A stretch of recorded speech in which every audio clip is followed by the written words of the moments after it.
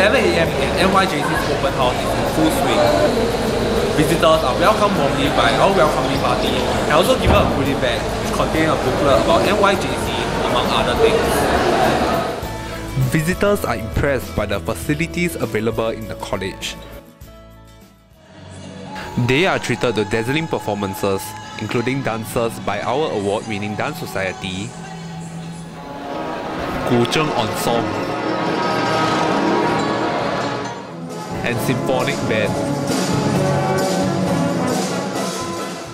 and student-initiated groups like Cozy, a group that loves to dance to K-pop tunes. Earlier, Mr. Lau, our principal, had a dialogue with parents who wanted to learn more about the JC education system, as well as the programs offered by the college. In response to queries about the impact of the merger on cut-off points this year, our principal has this to say.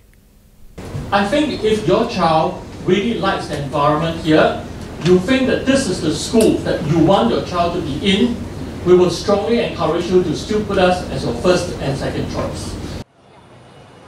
Teachers are also on hand to speak to our visitors regarding the subjects offered by the college. Here with me is Amanda and Zach. Can you share with us more about your open house experience? I feel like it's very welcoming. Like there are NYJCs wearing orange shirt greeting me at like the side gate, and then like all the people and teachers here are very approachable. So I think it's like a very nice place to be in.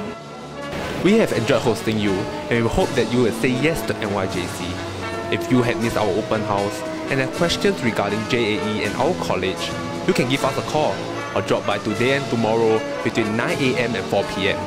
Our staff and campus guides will be available to answer your queries. This is Ming Zhou reporting with Channel News Nanyang.